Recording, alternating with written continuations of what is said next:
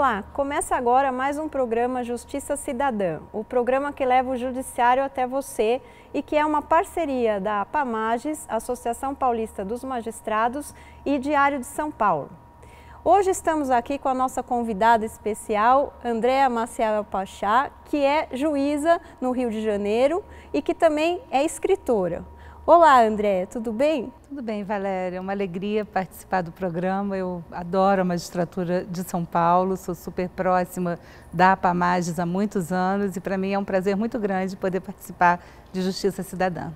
Então, nós gostaríamos de saber um pouco dessa sua outra atividade, né, como escritora, que recentemente e você já lançou um outro livro e agora está lançando um novo, que é Segredo de Justiça, e o anterior, A Vida Não é Justa. E como é que foi que surgiu essa ideia de escrever, além da atividade no judiciário? Bom, a minha trajetória é um pouco diferente da trajetória que normalmente se imagina de um juiz que sai da faculdade de Direito e faz um concurso e passa para a magistratura. Eu terminei a faculdade muito cedo e pouco tempo depois eu advoguei um tempinho bem curto e depois fui trabalhar com roteiro cinematográfico e passei alguns anos com um grupo de roteiro de cinema e quando a Embrafilme acabou, foi uma tragédia para o cinema nacional, eu migrei para o teatro e fui trabalhar com produção de teatro, mas sempre estudando dramaturgia e focada no texto, nos conflitos dramatúrgicos. E trabalhei nessa atividade quase uma década e quando eu resolvi voltar para o direito e fazer um concurso para a magistratura, eu já casada, imaginando que eu queria ter filhos, eu falei, não, eu preciso de uma atividade que me dê prazer, porque a magistratura me dá muito prazer e alegria, né? Porque eu acho que é um privilégio a gente poder trabalhar no que a gente gosta e resolvi estudar e fazer concurso e passei para a magistratura e passei muitos anos, quase 17 anos, como titular em uma vara de família. Acredito que não tenha outro lugar mais privilegiado para a gente encontrar os conflitos e os dramas humanos tão densos, tão importantes quanto numa vara de família. Então, o que eu imagino é que o olhar da dramaturgia entrou no gabinete da juíza e me fez enxergar as histórias que estavam por trás daqueles processos. E comecei a ficcionar essas histórias e escrevê-las de uma maneira mais livre, não acadêmica. Eu imaginava assim como um exercício mesmo de organizar o caos que é a gente trabalhar com tanto conflito. E aí comecei a colocar essas histórias crônicas e publicando no Facebook lentamente, e as histórias foram circulando e repercutindo e o livro nasceu quase que naturalmente desse processo. Então, A Vida Não é Justa foi lançado em 2012 e foi um livro que surpreendentemente circulou para outras áreas diferentes da área jurídica, vai virar uma minissérie, os direitos dele foram adquiridos pela Globo, e assim, a repercussão do livro na psicanálise, na filosofia, foi uma coisa muito bacana de ver. E de perceber também o quanto era possível alterar a imagem que as pessoas tinham do judiciário a partir da leitura dessas histórias. Então, para mim, além da delícia que é escrever, porque eu não consigo imaginar a minha vida sem escrever, foi muito importante perceber que é possível, por uma atividade artística, né, que não é da academia, que não é técnica, a gente poder emocionar as pessoas e trazer um olhar diferente para a própria justiça. Então, tem como ser juíza de família e não aplicar só a lei, a letra fria da lei, e ser mais humana no tratamento com as partes, com aquelas pessoas que estão numa situação de raiva, de conflito, de angústia, de um divórcio? Eu tenho muito cuidado, eu acho assim que juiz é uma pessoa que faz um concurso e que tem uma função estatal de decidir conflitos que são postos para serem decididos ou para usar métodos alternativos para solucioná-los, como a conciliação ou indicar uma mediação. Mas, no direito de família, poucas vezes o que a lei tem é suficiente para resolver os conflitos. E o juiz precisa ser muito cuidadoso, porque ele não é juiz do comportamento dos outros, ele não é um juiz moral das escolhas dos outros. Cada um vive como quer. Duas pessoas adultas podem escolher a maneira com que vão se relacionar e o Estado não tem nenhuma interferência nisso. O que acontece é que quando chega para a justiça as questões de família, o que a justiça vai solucionar? Especialmente as questões que envolvem os vulneráveis, questões patrimoniais, que decorrem da partilha, da pensão alimentícia, e a questão dos vulneráveis, as crianças, os idosos, como é que o Estado se coloca, e para isso tem lei, tem norma, e que tem que ser cumprida e aplicada. Só que se faltar ao juiz de família sensibilidade para a escuta do sujeito apaixonado, ele seguramente, com uma sentença, não solucionará aquele conflito. Porque no mês seguinte, aquele processo voltará para a justiça e, mais uma vez, as partes vão litigar. Algumas vezes, o espaço da justiça é o único espaço que as pessoas encontram para se ouvir.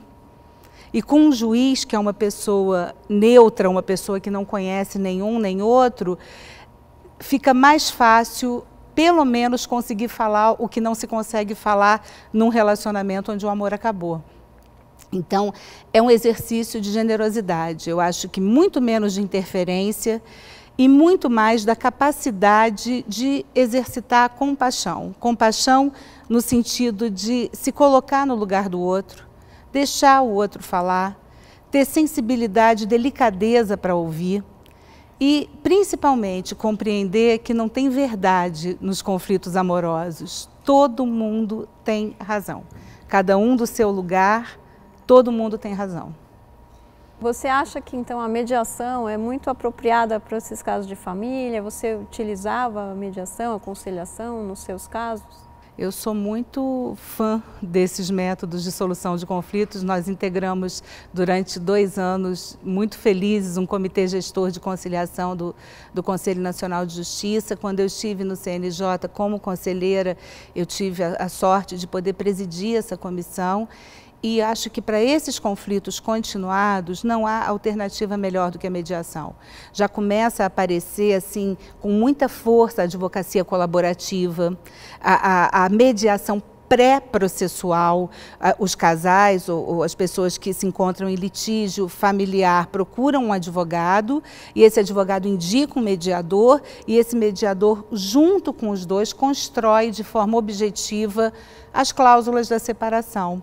Porque o amor tem uma coisa muito curiosa, né? Se você pergunta para qualquer namorado, para qualquer amante, em que momento que o amor se instalou, seguramente todo mundo lembra a música que estava tocando, o cenário, o restaurante, a situação inusitada. Mas se você pergunta que horas o amor acabou, ninguém consegue identificar. Porque dificilmente, ou acho que nunca acontece, do amor acabar ao mesmo tempo para os dois. Então, essa prorrogação do fim do amor acaba esgarçando as relações e ou por acomodação ou por falta de percepção, porque a gente tem essas armadilhas, né, que o nosso desejo acaba montando para a gente. Eu acho que por falta dessa clareza quanto ao momento do fim do amor e o excesso que segue a partir dali, as relações vão se deteriorando e muitas vezes podem chegar a um momento em que ninguém consegue se olhar. E é muito difícil, nesse momento, você decidir como é que vai ficar a casa, quem vai sair, quem vai ficar, quem vai pagar pensão, com quem as crianças vão morar, como é que vai ser a visitação. E com um tratamento indicado da mediação, é muito mais tranquilo as pessoas enxergarem todo esse processo, identificarem onde é que está o conflito, porque o conflito nunca é a pensão, não é 2 salários a mais, 2 salários a menos, não é dividir uma casa, vender e dividir o patrimônio. O conflito é, eu ainda amo, como é que eu faço para objetivamente solucionar essas coisas e compreender que eu não posso amar por 2. Então, como é que eu vivencio o luto do fim do amor e caminho adiante? E só para as pessoas que estão em casa entenderem, o juiz pode ele mesmo fazer a conciliação, a mediação, ou é mais apropriado que outra pessoa faça? Como que funcionava na sua vara de família? Olha, na minha vara de família, a conciliação eu sempre fiz. Eu nunca trabalhei com conciliadores, porque eu adoro a escuta. Eu adoro poder construir um acordo com as pessoas. E conciliação em família é muito indicado para casos de pensão alimentícia, valor de pensão, porque são coisas objetivas que você resolve por acordo de conciliação. E nos casos que envolviam guarda, eu encaminhava para o serviço de mediação, porque quem julga não pode mediar. Então eu tinha lá uma equipe que começou a trabalhar muito bem com mediação familiar. Eu recentemente li uma matéria sobre o Enem e uma aluna que tinha acabado de fazer a prova, ela estava falando que tinha lido o seu livro e que ela viu que ali era possível então ser juiz e ser uma pessoa humana, ter humanidade nos julgamentos. E que ela ficou muito bem impressionada com o livro, inclusive a mãe dela era advogada, só que ela não pensava em fazer direito. E depois que ela leu o seu livro, ela começou a pensar em fazer direito. Então, realmente é possível levar um comportamento mais humano para o processo e para essa área principalmente. Eu fiquei muito emocionada quando eu li essa matéria, porque saiu agora essa semana do Enem e uma menina que estava fazendo vestibular para medicina, ela queria ser médica, e ela disse que leu as minhas histórias e descobriu que era possível trabalhar com sensibilidade no direito. Eu fiquei super feliz, porque é legal quando você consegue chegar num leitor que está começando a vida e alterar no leitor a percepção equivocada que ele tem de que na justiça é tudo muito duro. Na justiça, especialmente na justiça de família, eu costumo dizer para os colegas no curso de iniciação de magistrados que quem não gosta de gente não pode ser juiz, muito menos juiz de família. Juiz de família tem que ter uma relação de humanidade e de compreensão com os conflitos do outro, que isso é um treino, é um exercício e passa pela formação, né? Com certeza. E A Vida Não É Justa, e agora Segredo de Justiça, então não são livros só para quem é da área do direito, não são livros jurídicos, né? Qualquer um pode ler e tem como compreender o que está escrito. São livros de crônicas, não são livros técnicos, a linguagem é uma linguagem coloquial, literária, não tem nenhum, pelo contrário, eu fiz questão de não usar em momento nenhum o juridiquês nas histórias que eu contei, porque a gente tem a falsa percepção de que as pessoas entendem o que se fala nos tribunais. E quando eu fui vice-presidente da AMB, há alguns anos, o presidente era o Rodrigo Colasso, de Santa Catarina, nós fizemos uma campanha que foi muito legal, que chamava Simplificação da Linguagem Jurídica, para tornar a linguagem jurídica mais acessível para a sociedade. Quem vai à justiça precisa entender o que está acontecendo, precisa entender o sistema, precisa entender a lógica. Eu acho que grande parte do que atenta contra a nossa credibilidade vai da incompreensão. Porque nós partimos do princípio, nós magistrados, advogados, nós que trabalhamos nas lides forenses, nós partimos do princípio de que a sociedade não iniciada, entre aspas, no direito, tem obrigação de entender o que a gente fala, e não tem.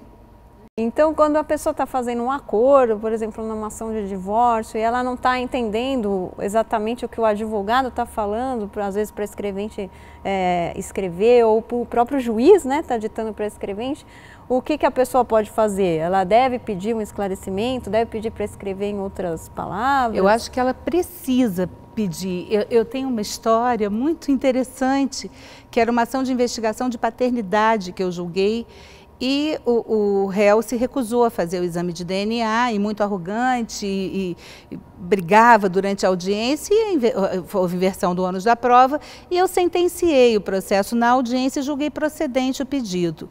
Quando eu julguei procedente, a mulher começou a chorar e dizia, mas eu juro que ele é o pai.